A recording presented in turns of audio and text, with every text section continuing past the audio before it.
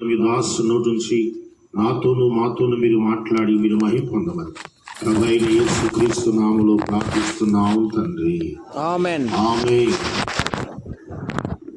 మన ప్రాంతాన్ని ప్రేమించి మనతో దేవునికి మాటలు పంచుకోవాలని భారముతో చిత్తూరు జిల్లా నుంచి మరి దేవునికి సేవకులు అశోక్ గారు వచ్చారు. మరి ప్రార్థన పూర్వకంగా ఈ ప్రాంతంలో దేవునికి సువార్త చెప్పాలని, మనందరితో దేవునికి మాటలు చెప్పాలని వచ్చారు.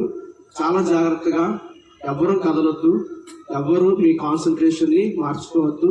దేవునికి వాక్యం మీద శ్రద్ధ ఉంచుదాం.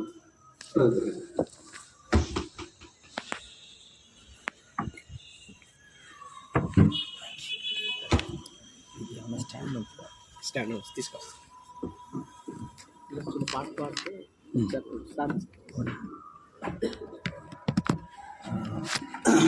ప్రభునందు ప్రియమైన సహోదరులారా, సహోదరులారా, మన ప్రభువు మన రక్షకుడైన యేసు ప్రభు వారి యొక్క శ్రేష్టమైన నామంలో చేరువచ్చిన మీ అందరకు దైవజనులు, సంఘ పెద్దలు, పరిచారకులు, పరిశుద్ధులందరికీ నా ప్రేమ వందనాలు తెలియజేస్తున్నా.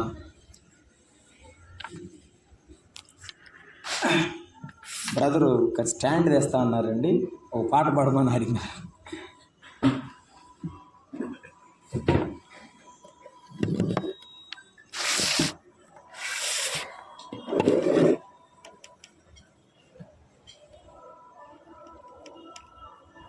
పైనున్న ఆకాశమందునా క్రిందున్న భూలోకమందునా లేదు రక్షణ ఏ నామమునా, లేదు పాప విమోచన, లేదు పాప విమోచన. పైనున్న ఆకాశమందునా యేసు నామము ధరించగానే మనసు మారి నూతన మగును. యేసు నామము ధరించగానే మనసు మారి నూతన మగును. యేసు నామములో రోగ శుద్ధి విశ్వసించిన సో సమృద్ధి, విశ్వసించిన సో సమృద్ధి. పైనున్న ఆకాశమందునా క్రిందున్న భూలోకమందునా లేదు రక్షణ ఏ నామమునా, లేదు పాప విమోచన, లేదు పాప విమోచన. ప్రభునామానికి మహిమ కలుగును.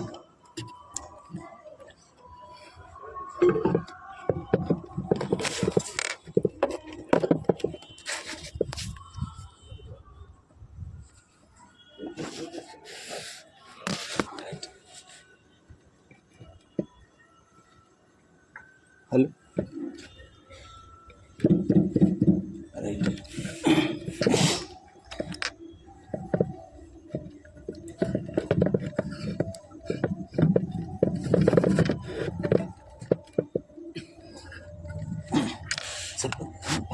సరిపోదు, నాకు కనబడుతుంది లైట్. ప్రభునందు ప్రియమైన సహోదరులారా, సహోదరులారా, పరిశుద్ధ గ్రంథములో నుండి మనము దేవుని వాక్యాన్ని చదువుకుందాం. ఇర్మియా గ్రంథము 31వ అధ్యాయము 3వ వచనాన్ని ప్రవక్త అయిన ఇర్మియా రాసినటువంటి గ్రంథము 31వ అధ్యాయము 3వ వచనాన్ని మనము చదువుకుంటున్నాం. చాలా కాలము క్రిందట యెహోవా నాకు ప్రత్యక్షమై ఇట్లనెను, శాశ్వతమైన ప్రేమతో నేను నిన్ను ప్రేమించుచున్నాను గనుక విడువక నీ ఎడల కృప చూపుచున్నాను. క్రొత్త నిబంధన వెలుగులో మరొక మాటను మనము చదువుకుందాము.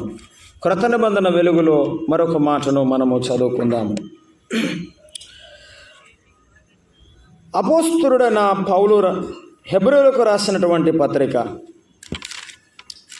అపోస్తలుడైన పౌలు హెబ్రోలకు రాసినటువంటి పత్రిక 13వ అధ్యాయము 5వ వచనమును మనము చదువుకుంటున్నాం. ధనాపేక్ష లేనివారై మీకు కలిగిన వాటితో తృప్తి పొందియుండుడి. నిన్ను ఏమాత్రమును విడువను, నిన్ను ఎన్నడును ఎడబాయను అని ఆయనే చెప్పెను గదా. యోహాను సువార్త 3వ అధ్యాయము మనమందరం ఎరిగిన మాటను కూడా చదువుకుంటున్నాం. 16వ వచనాన్ని మనం చదువుకుంటున్నాం. యోహాను సువార్త 3వ అధ్యాయము 16వ వచనం. దేవుడు లోకమును ఎంతో ప్రేమించెను కాగా ఆయన తన అద్వితీయ కుమారునిగా పుట్టిన వాని యందు విశ్వాసముంచు ప్రతివాడు నశింపక నిత్య జీవము పొందునట్టు ఆయనను అనుగ్రహించెను. చదవబడిన లేఖన భాగమును దేవుడు దీవించినట్లు ప్రార్థన చేసుకుందాం. సర్వకృపానిధిగు మా ప్రియ ప్రభువా, పూజనీయుడు మన దేవా, స్తోత్రార్హుడా, మీకు వందనములు స్తోత్రములు చెల్లిస్తున్నాము. ఇంతదనుక కీర్తనల ద్వారా మిమ్మను మహిమపరిచిన మీ దాసురాండ్రందరిని బట్టి మీకు స్తోత్రములు. మరెక్కువగా మీ నామమును మనసారా స్తుతించి ఘనపరచి హెచ్చించుటకు, మీ సువార్తను ప్రకటించుటకు వాడుకోమని వేడుకుంటున్నాం. మీ వాక్యమును మేము చదువుకొని ఉన్నాము. మా ప్రభువా, గంపెడ ఆశతో మీ వైపు చూస్తున్నాము. ఆశ గల ప్రాణమును తృప్తిపరచు దేవా, మీ నామమునకు మహిమకరముగా మాతో మాట్లాడుచుండగా వినగల చెవిని, గ్రహించగల మనస్సును మాకు అనుగ్రహించండి. మీ మాటలు వినుచుండగా వినబుద్ధిని పుట్టించండి. మా దేవా, మా ప్రభువా, ఈ రాత్రి సిలువబోయుడైన యేసుక్రీస్తు ప్రభువును ప్రత్యక్షపరచండి. మీ నామమునకే మహిమ. చేరివచ్చిన మా ఆత్మీయ జీవితాలకు క్షేమము, పాపికి రక్షణ కలిగించుమని మా ప్రభువును మా రక్షకుడైన క్రీస్తు యేసు నామమున ప్రార్థన చేయుచున్నాము తండ్రి. ఆమేన్. క్రీస్తునందు ప్రియమైన సహోదరుడారా, సహోదరులారా, పాత నిబంధనలో ఒక వాక్య భాగమును, ఒక వచనమును, క్రొత్త నిబంధనలో 2 చోట్ల, వేరు చోట్ల 2 వచనాలను మనము చదువుకొని ఉన్నాము. మనం చదువుకున్న లేఖన భాగము మనమందరం ఎరిగిన లేఖన భాగమే. అయినా ఈ రాత్రి ప్రభువు మనతో మాట్లాడే మాటల వైపు మీ మనస్సును ఉంచాలని దేవుని దాసునిగా మిమ్మను బ్రతిమాలు కొనుచున్నాను. ఒక గొప్ప ఫిలాసఫర్ ఇలా చెప్పాడు, lend me your years for some time అని చెప్పాడు. మీ చెవులు కొంతకాలము నాకు అద్దెకి ఇవ్వండి అన్నాడు. కొంత సమయము దేవుని మాటలకు మీ చెవినిస్తే ప్రభు ఈ రాత్రి మనతో మాట్లాడడానికి ఇష్టపడుచున్నాడు.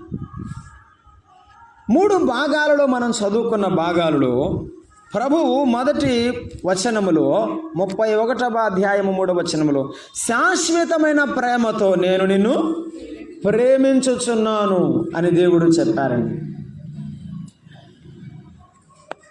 హెబ్రీ పత్రికలో కూడా నేను నిన్ను విడువను ఆయన చెప్పారు. దేవుడు లోకమును ఎంతో ప్రేమించెను అనే మాటను యోహాను సువార్త 3:16లో చదువుకున్నాం. ప్రేమ మిత్రులారా, ఈ ప్రపంచములో ప్రేమను కోరని వారు ఎవరుంటారు? ప్రేమను ఆశించని వారు ఎవరుంటారు చెప్పండి? పిల్లలు తల్లిదండ్రుల ప్రేమను ఆశిస్తున్నారు. భార్య భర్త యొక్క ప్రేమను ఆశిస్తున్నది. ఇష్టపూరితంగా సేవ చేయు దాసుని యజమానుడు కోరుకుంటున్నాడు. ఈ లోకములో ప్రేమను కోరుకొనని వ్యక్తే లేడు. ప్రతి వ్యక్తి ప్రేమను కోరుకునేవాడు, ప్రేమను కావాలని కోరుకునేవాడు. అయితే ఎవరు మనల్ని ఎక్కువగా ప్రేమిస్తారు అని మనం ఈ లోకములో ఆలోచన చేస్తే, ఈ లోకంలో మనం ఎవరినైనా అడిగితే ఎవరి ప్రేమ గొప్పది అని చెప్తాము? సహజంగా లోకంలో ఎవరినైనా మనం అడిగామనుకోండి, వారు ఏమంటారు? తల్లి ప్రేమ గొప్పది అని చెప్తారు. తర్వాత ఎవరి ప్రేమ గొప్పది అంటే తండ్రి ప్రేమ గొప్పది అని చెప్తారు. ఆ తర్వాత నా అన్నదమ్ములు, నా అక్క చెల్లెండ్రు, నా సహోదరులు, నా సహోదరము నుండి జన్మించిన వారి ప్రేమ ఈ ప్రపంచంలో వారి తర్వాతే, నా కుటుంబము తర్వాతే అని చెప్పేవారు చాలామందిని మనం చూస్తూ ఉంటాం. తల్లి ప్రేమ అంత గొప్పదా? తండ్రి ప్రేమ అంత గొప్పదా? తల్లి ప్రేమ ఎందుకు గొప్పది? ఈ రాత్రి మనం చదువుకున్న వాక్య భాగంలో శాశ్వతమైన ప్రేమతో నేను నిన్ను ప్రేమించుచున్న యేసయ్య ప్రేమ ఎంత గొప్పది నీవు తెలుసుకోవాలని దేవుడి రాత్రి మాట్లాడడానికి ఇష్టపడుతున్నాడు. అమ్మా, అయ్యా, తెలుసుకోవాలని మాట్లాడుతున్నాడు. తల్లి ప్రేమ ఎందుకు గొప్పది? తల్లి ప్రేమ మనము ఎలాగూ గమనించగలం. దైవ గ్రంథములో మనం చూస్తున్నాం. కీర్తనల గ్రంథము 51వ కీర్తన 5వ చరణాన్ని మనం చదువుకుంటున్నాం. 51వ కీర్తన 5వ చరణాన్ని మనం చదువుకుంటున్నాం.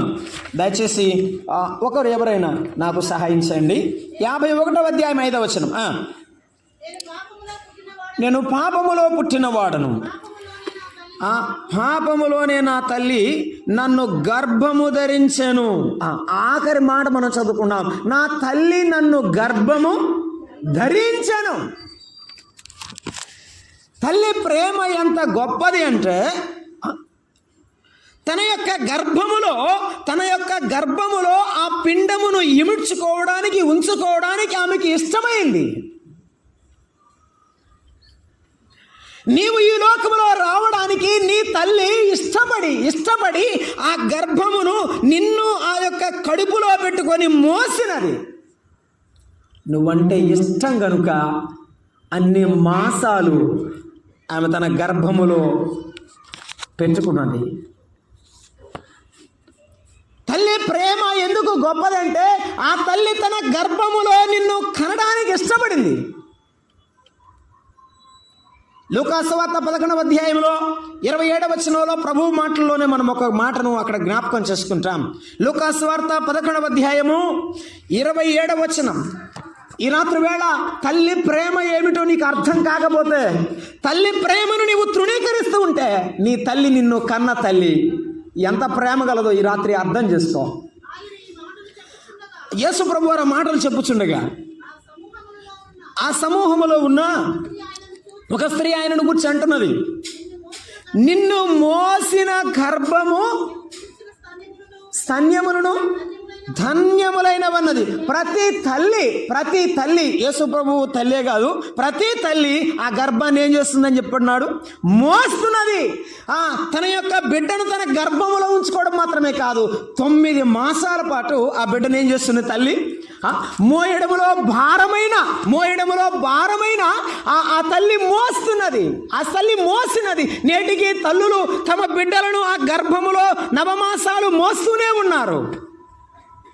అమ్మా, నీవంటే ఇష్టం కనుక నిన్ను 9 మాసాలు మోసింది ఆ తల్లి.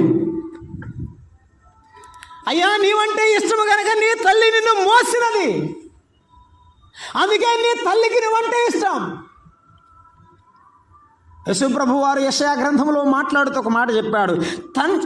చంటి పిల్ల, తన గర్భమున పుట్టిన చంటి పిల్లను తల్లి మరచునా?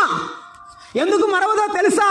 గర్భములో తను మోసినది కాబట్టి, తన రక్తముతో ప్రాణముతో నిన్ను కన్నది కాబట్టి. ఆదికాండం 3వ అధ్యాయం 16వ వచనంలో దేవుడైన యెహోవా తల్లి అయిన అవ్వతో మాట్లాడేటప్పుడు అన్నాడు, ఏమని? నీవు వేదనతో పిల్లలను కందువు. నిన్ను కనేటప్పుడు ఊరకే కనలేదు నీ తల్లి. నిన్ను కనేటప్పుడు నీ ఊరకే కనలేదు తల్లి. ఇర్మియా గ్రంథం 4వ అధ్యాయం 31వ వచనం. ఇర్మియా గ్రంథం 4వ అధ్యాయం 31వ వచనం. ఇశ్రాయేలు ప్రజలను గూర్చి ప్రభువు చెప్తున్న మాట మనకు ఈవేళ అవసరమైనది. 4వ అధ్యాయము 31వ వచనాన్ని మనం చదువుకుంటున్నాము.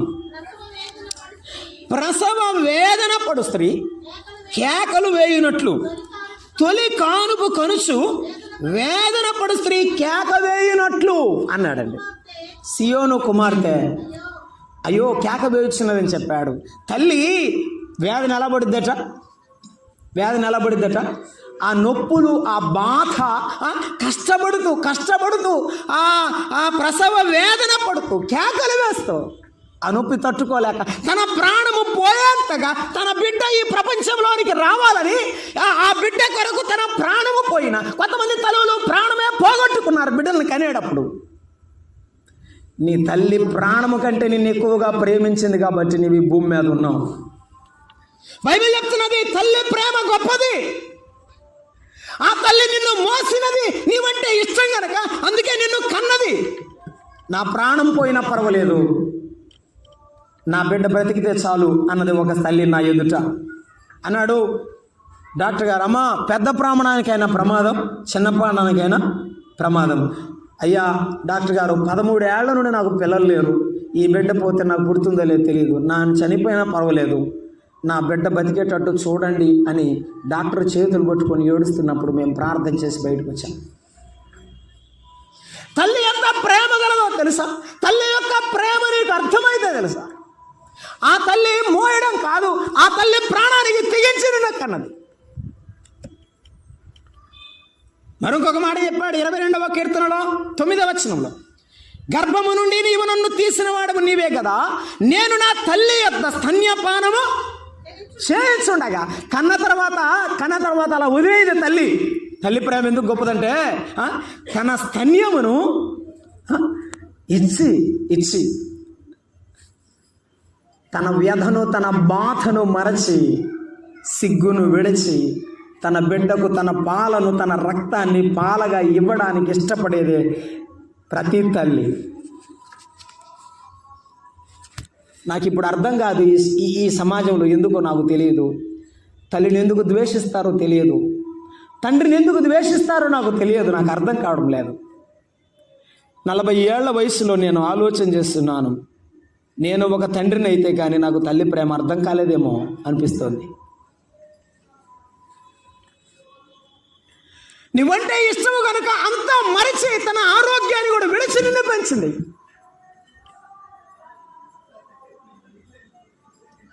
నీ తల్లి నీ పట్ల ప్రేమ చూపించినది. బైబిల్ చెప్తున్నది తల్లి తన చంటి బిడ్డను మనసును తల్లి. వాడు అడుగులు వేసే వరకు నా చిన్ని నాయన అడుగులు వేయాలని ఆశతో ఎదురు చూసింది తల్లి. నీవింత వాడివయ్యావంటే నీ తల్లి నిన్ను ప్రేమించకుండా గొప్పవాడివయ్యావా? నేనింత వాడివయ్యానంటే నా తల్లి ప్రేమించకుండా గొప్పవారమయ్యామా? యెషయా గ్రంథం 49వ అధ్యాయం 15వ వచనం. ఆ తల్లి ప్రేమ ఎంత గొప్పదో వివరిస్తుంది దేవుని వాక్యం. ఆ తల్లి ప్రేమ ఎంత గొప్పదో వివరిస్తుంది దేవుని వాక్యం. అయితే యేసయ్య ఒక మాట అంటున్నాడు, ఈ రాత్రి విను అమ్మా అయ్యా. 49వ అధ్యాయం 15వ వచనం. స్త్రీ తన గర్భమున పుట్టిన బిడ్డను కరుణింపకుండా తన చంటి పిల్లను మరుచునా వారైనా మరచుదురు గాని. ఈ లోకములో తల్లి ఎప్పటికీ తన బిడ్డను మరువదు. కానీ కొన్ని గత్యంతరమైన పరిస్థితుల్లో, కొన్ని విషాదకరమైనటువంటి పరిస్థితుల్లో నేను గమనించిన వాస్తవం మీ ఎదుట ఉంచుతున్నాను. కనిగిరి ప్రాంతంలో స్వార్థ ప్రకటన కొరకై వెళ్ళి ఉండగా చాలామంది గుమిగూడినారు. ఎందుకు గుమిగూడారో అర్థం కాలేదు. మేమందరం అక్కడికి వెళ్ళి ఏం జరిగింది అని అడుగుతున్నాం. అదొక పెద్ద గార్బేజ్ డంప్ యార్డ్, చెత్త వేసే ప్రాంతం అది. చుట్టూ గుమిగూడినారు. ఆ చెత్త బుట్టలో హాఫ్ డెడ్ బేబీ అంటారు, స్వర ప్రాణముతో ఉన్న పాప ఆ బుట్టలో ఉంది.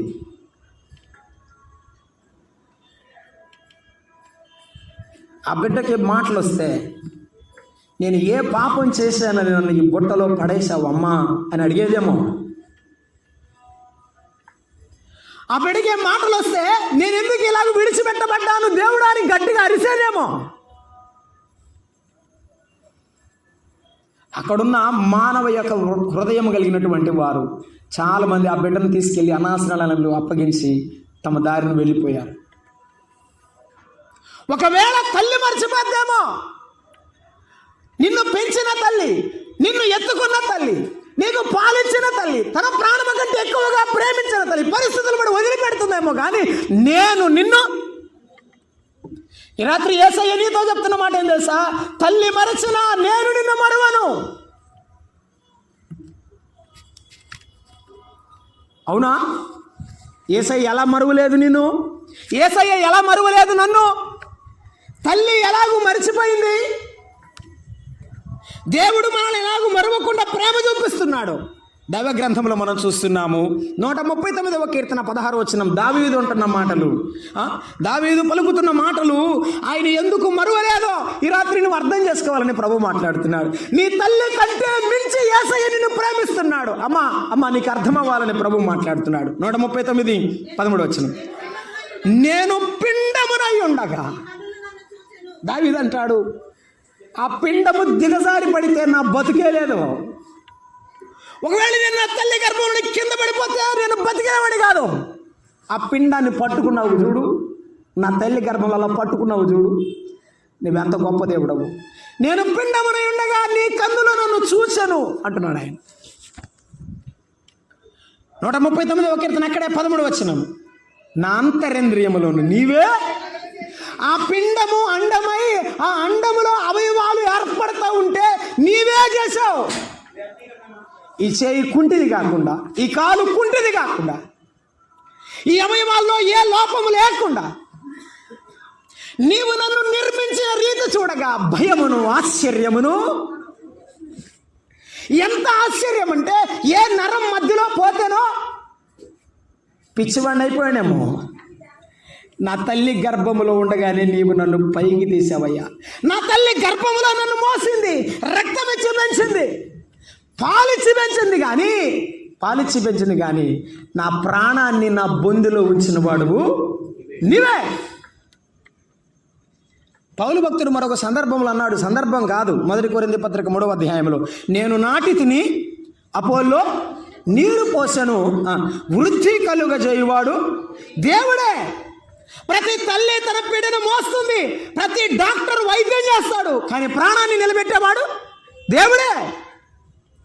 అమ్మా నీకు నిర్మించిన వాడు ఆయన, నీ అంతరింద్రియాలు కలుగజేసిన వాడు ఆయన. నేనే నిర్మించాను కుమారుడా. నీ తల్లి గర్భంలో నుండి నేను చూస్తూ ఉన్నానంటే ఊరక చూడలేదు, ప్రతి అవయవం చక్కగా ఏర్పడడానికి ఆయన నిన్ను చూశాడు. 71వ కీర్తన 6వ వచనంలో అన్నాడు, గర్భవాసనదిని మొదలుకొని నీవే నాకు ప్రాపకుడమై ఉంటివి, తల్లి గర్భము నుండి నన్ను ఉద్భవింపజేసిన వాడవు నీవే. ఆ తల్లి గర్భం నుండి బయటికి వచ్చేటప్పుడు నీవే నన్ను తీసావు. అవును, 2013వ సంవత్సరం నాకు మొదటి కుమారుడు పుడతాడని నేను బయట కూర్చొని ప్రేయర్ చేస్తున్నాను. నా కుమారుడు బయటకు వచ్చాడు, చనిపోయి బయటకు వచ్చాడు.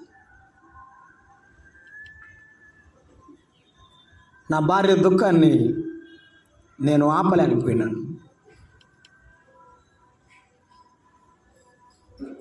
ఎంతోమంది తమ బిడ్డలు పుట్టిన వెంటనే చనిపోయిన వారు ఉన్నారు.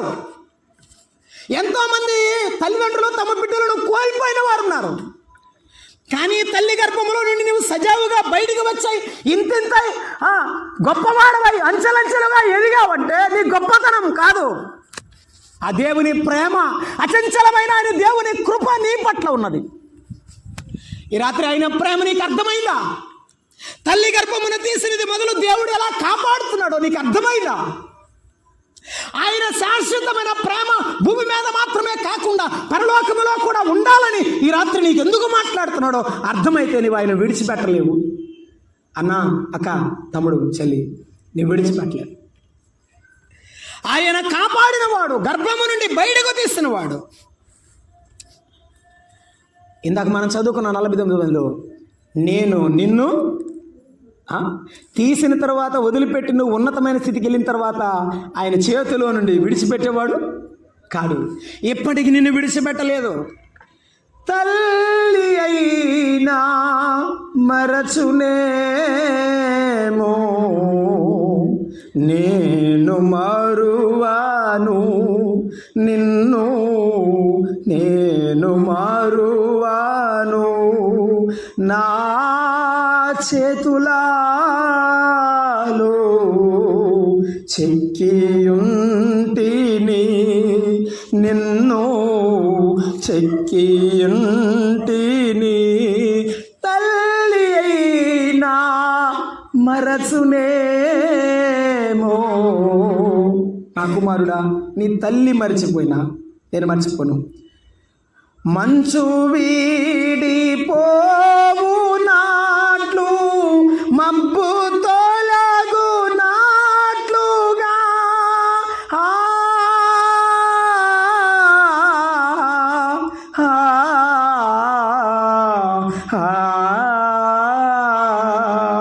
మంచు వీడి పోవు నాట్లు, మబ్బు తొలగు నాట్లుగా, నిన్ను వీడిపోదు నా కృప, నిన్ను వీడిపోదు నా కృప. నా నిబంధన తొలగిపోదు, నేను మారువాను నిన్ను, నేను మారువాను. నా ప్రేమ నీకు అర్థమవుతుందా? నేను నిన్ను విడిచిపెట్టలేదు, నీకు తెలిసిపోయిందా? ఎఫ్రాయిము, నా కుడి చెయ్యి నా పని మర్చిపోవచ్చు, నా ఎడమ చెయ్యి నేను చేయవలసింది మర్చిపోవచ్చు, కానీ నేను నిన్ను మరవలేను, నేను నిన్ను మర్చిపోలేను. ఈ రాత్రి యేసయ్య నిన్ను మరవలేక మాట్లాడుతున్నాడు. నీ మీద ప్రేమ కలిగింది. నిన్ను కన్న తల్లి కంటే ఎక్కువగా ప్రేమించిన దేవుడు,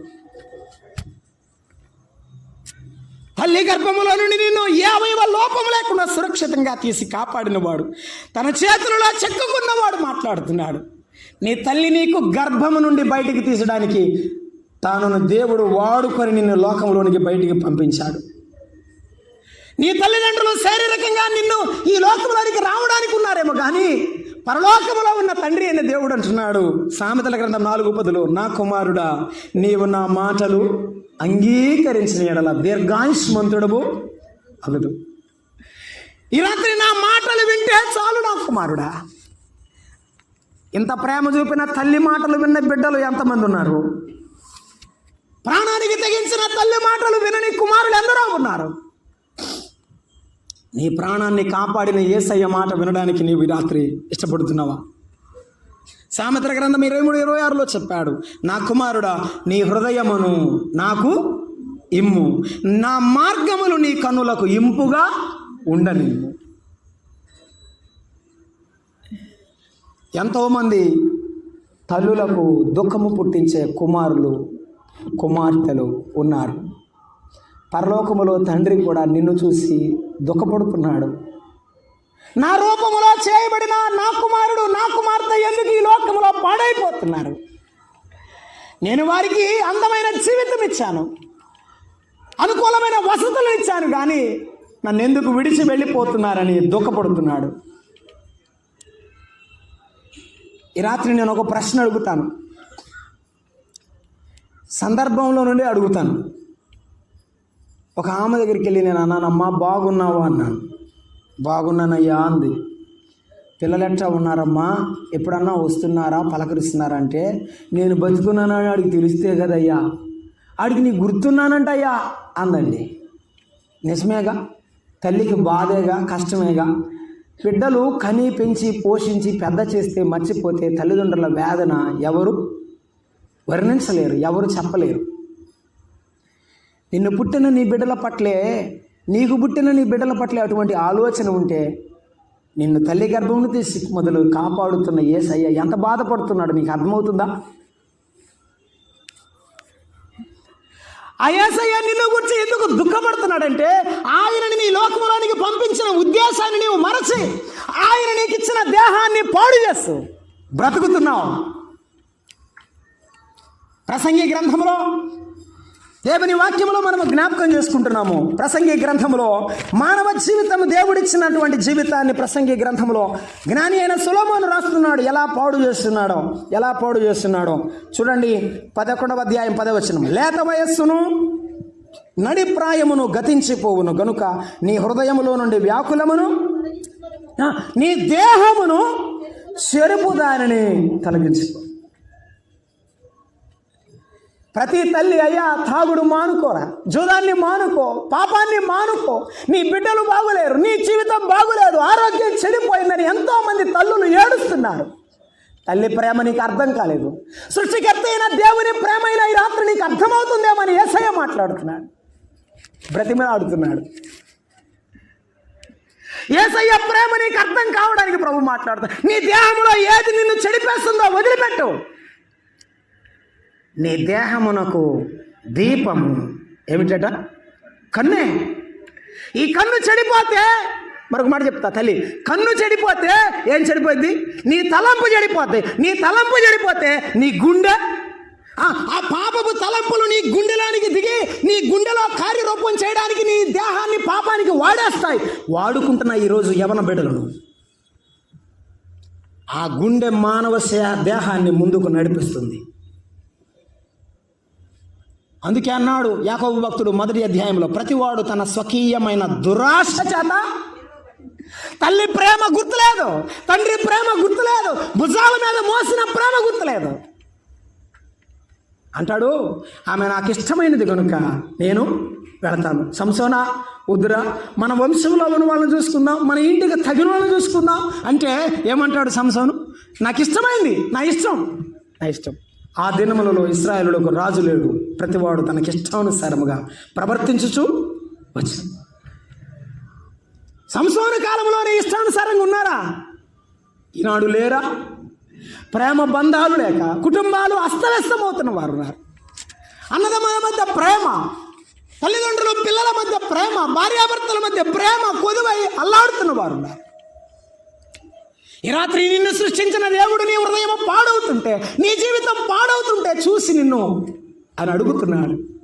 ఈ రాత్రి అయినా యేసు ప్రభు యొక్క బాధ వేదన నీకు అర్థమైతే నీ జీవితాన్ని బాగు చేస్తాడు ఆయన.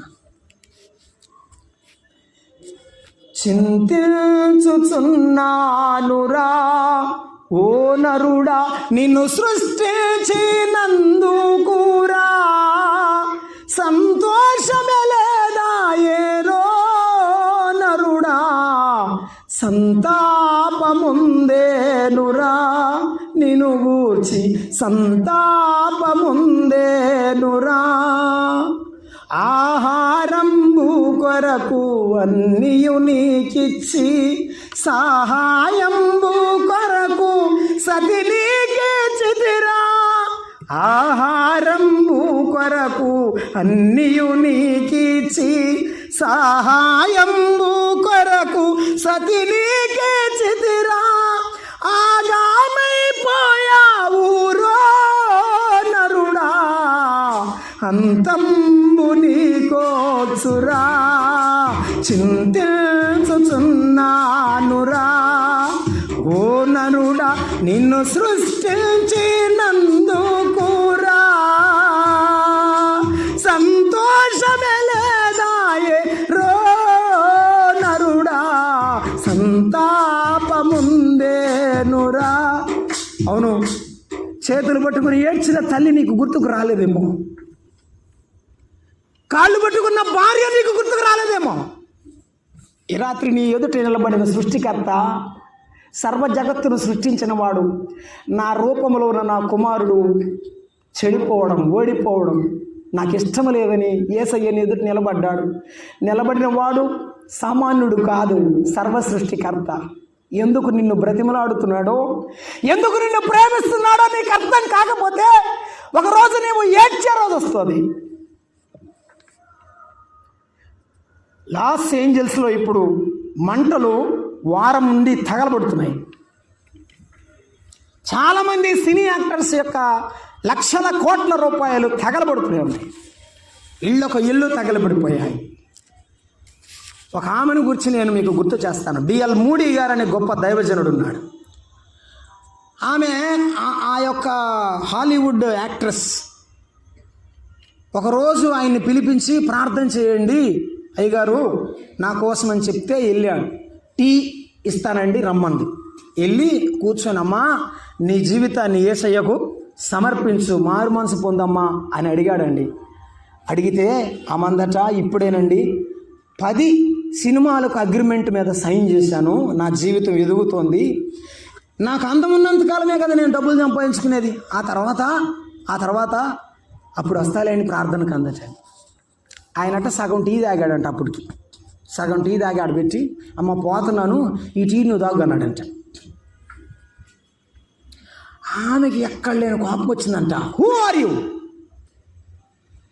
నా దగ్గరకు వచ్చి నేను ఎవరినో తెలుసా, బాలీవుడ్లో మంచి యాక్ట్రెస్ని పట్టుకొని నిన్ను ప్రార్థన చేయమని పిలిస్తే ప్రార్థన చేయకుండా వచ్చి ఈ మాటలు చెప్తున్నావా?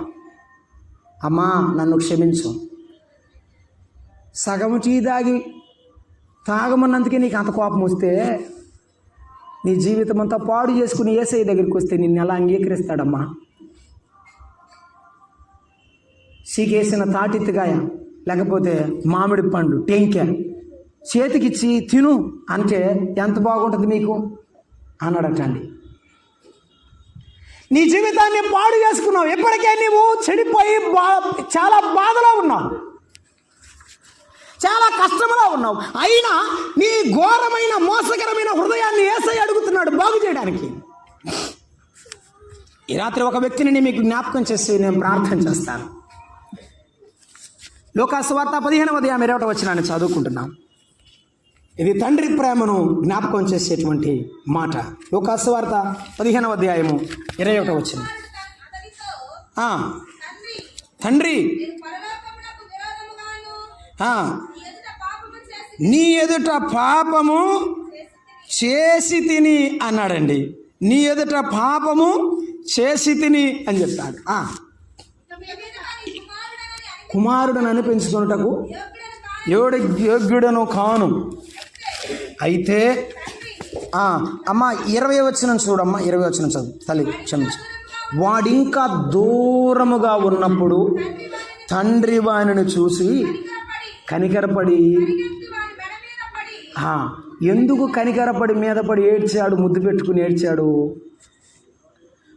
వాడేమైనా గోల్డ్ మెడల్ తెచ్చాడా? ఏమ్మా వాడేమైనా మంచి పేరు తెచ్చాడా? నా ఆస్తి నాకు ఇవ్వని ఆస్తి తీసుకుని వెళ్ళాడు, ఆస్తిని పాడు చేశాడు, ఆరోగ్యం పాడు చేశాడు. ఊళ్ళో వాళ్ళందరికీ ఒక పేరు ఉంది, ఏమని? పిల్లోని సరిగ్గా పెంచితే కదరా ఇట్టంటోనిగా అన్నావు నువ్వు అని జనం అందరూ తిట్టారు. ఆ నింద మోసాడు, ఆస్తి పోగొట్టుకున్నాడు. కుమారుడు ఆరోగ్యాన్ని పోగొట్టుకొని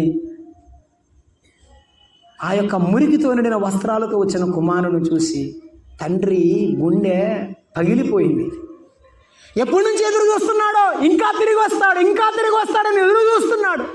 అంత దూరంలో కుమారుడు కనపడ్డాడు, ప్రాణము లెగిసొచ్చింది. కుమారుడు పరిగెత్తాడా, తండ్రి పరిగెత్తాడా? తండ్రే పరిగెత్తాడు. పరిగెత్తుకొని వెళ్ళి వాడి మెడ మీద పడి ఏడుస్తున్నాడు. వీడు ఏడుస్తుంటాడు, తండ్రి నీ కుమారునయ్యే అర్హత నాకు లేదు,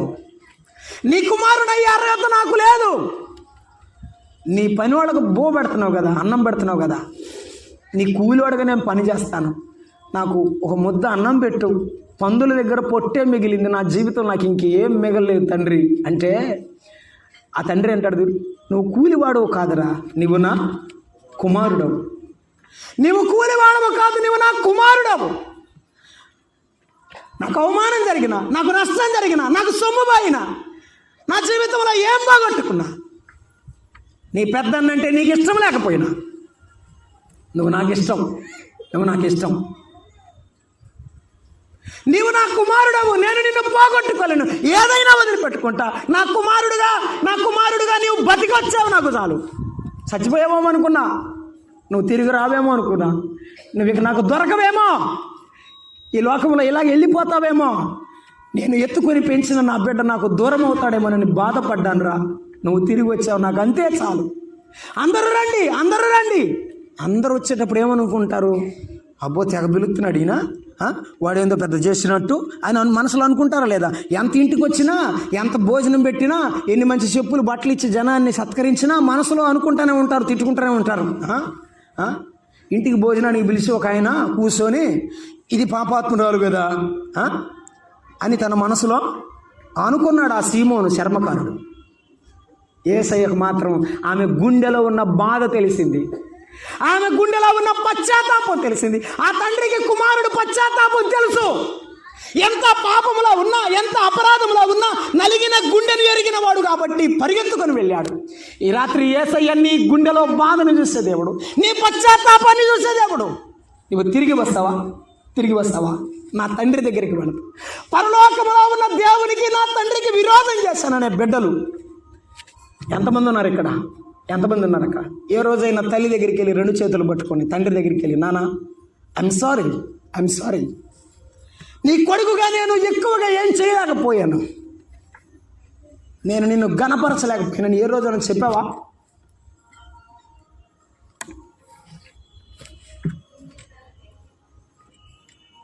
నేను చాలాసార్లు నా తండ్రిని కౌగిలించుకొని ఏడుద్దామనుకున్నాను. నాకు గుండె దగ్గర చాలలేదు. ఈ రాత్రి పరలోకంలో ఉన్న తండ్రి నీ ఎదుటి నిలబడ్డాడు. నీవు చేసిన అపరాధాల కొరకై, నీవు చేసిన పాపము కొరకై ఈ లోకంలో శిక్ష పొందడానికి వచ్చిన యేసయ్య నిలబడ్డాడు, పొందినవాడు నిలబడ్డాడు. ఈ రాత్రి అయిన అడుగు. నేను ఎవరిని అడగలేను, ఎవరికి చెప్పుకోలేను, నిన్ను మాత్రం అడగగలను. యేసయ్య నా పాపము క్షమించు. నేను నా హృదయంలో ఉన్న బాధను ఎవరికి చెప్పుకున్నాను? నన్ను హేళన చేసేవారే, నీతో మాత్రమే చెప్పుకోగలను. నా తండ్రిగా నా బాధ, నా కష్టాన్ని నీతో మాత్రమే పంచుకోగలను. నా పాపాన్ని, నా అపరాధాన్ని నీతో మాత్రం ఒప్పుకోగలను. నీ ప్రేమను నేను మరువలేను. ఈ రాత్రి నీ పాదాల దగ్గరకు వస్తున్నాను ప్రభు అని చెప్పగలవా? ఆ యేసు ప్రభు వారు మనందరి కొరకు ఈ లోకములో నుండి మానవుడిగా జన్మించిన దేవుడు, మనందరి పాప శాపమును మోయడానికి వచ్చిన దేవుడు లోకమును ఎంతో ప్రేమించారు. ఈ లోకంలో ఉన్న మనుషుల ప్రేమ అటువంటిదే. సమయం అయిపోయింది, మేము ముగిస్తున్నాం.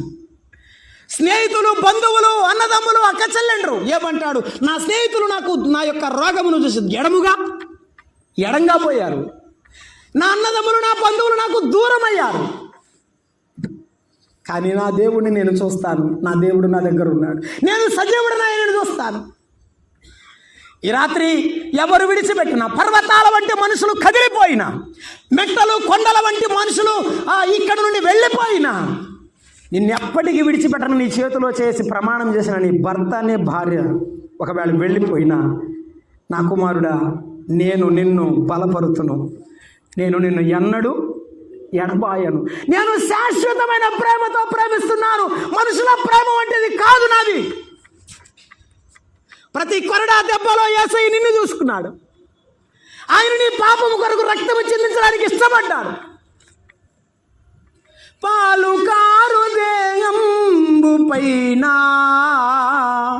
పాపాత్ముల కొరడాలెన్నో,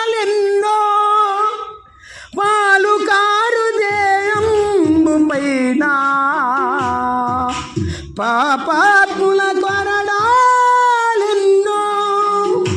ఒక్క ప్రతి కొరడాలో పిలాతు ముందు దోషిగా నిలబడ్డాడు. ఎందుకు నిలబడ్డావని అడుగు.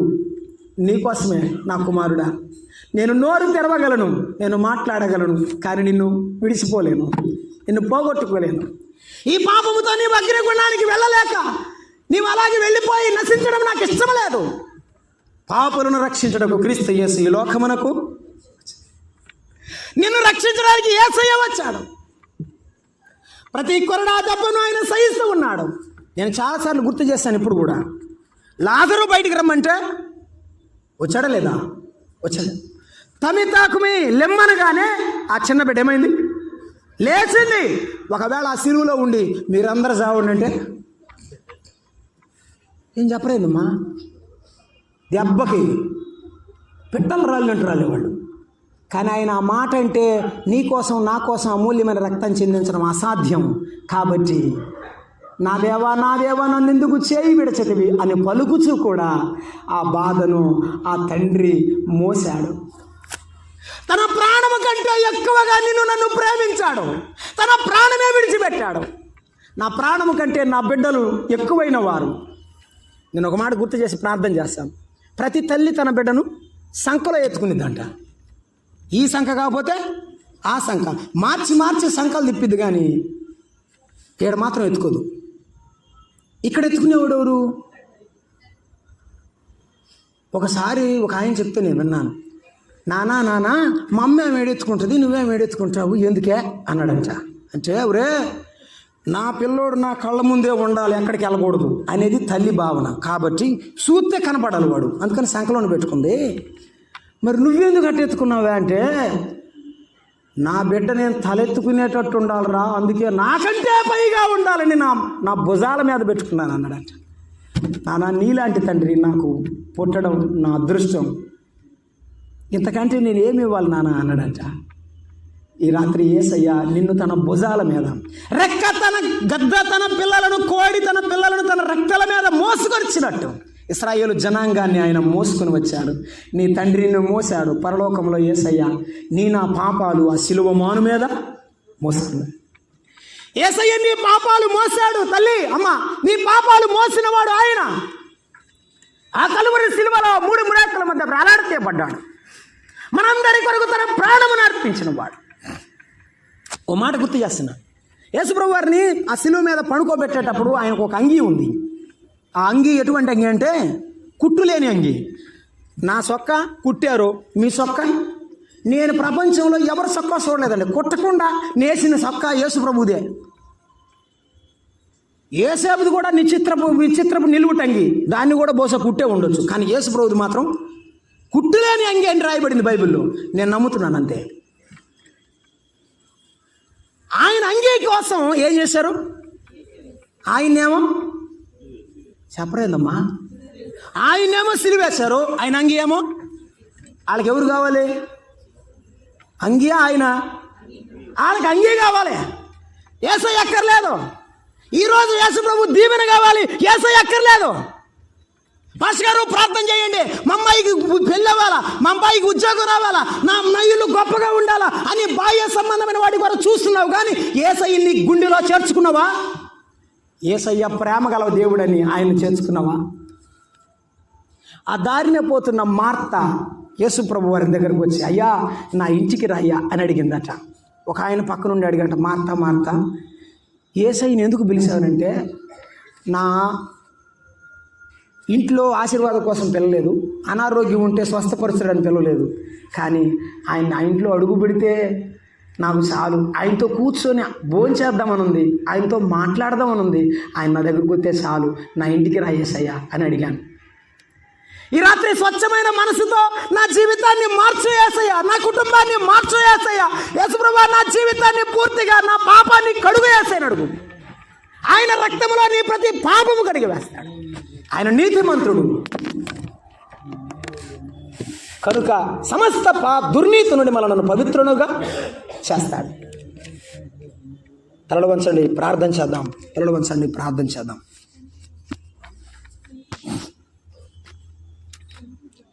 తల్లి ప్రేమ కంటే మించిన ప్రేమ యేసయ్య ప్రేమ.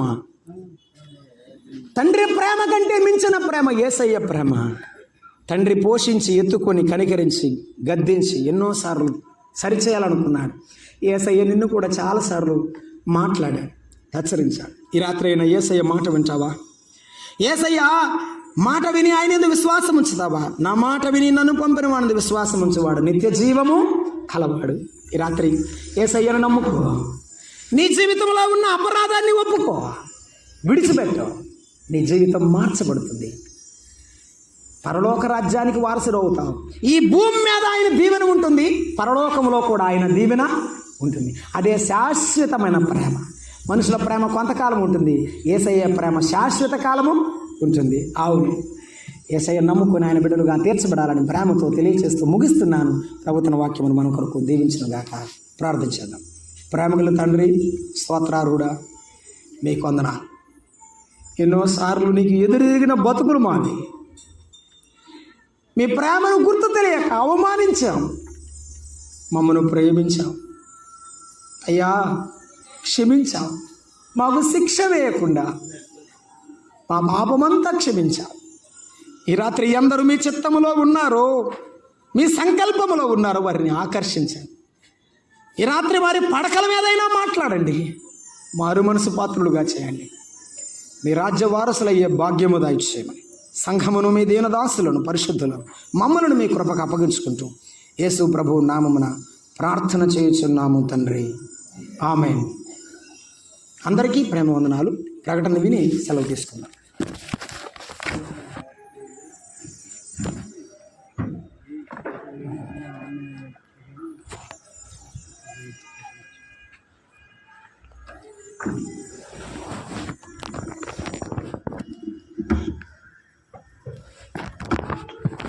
దేవుని కుమ్మరింపబడింది.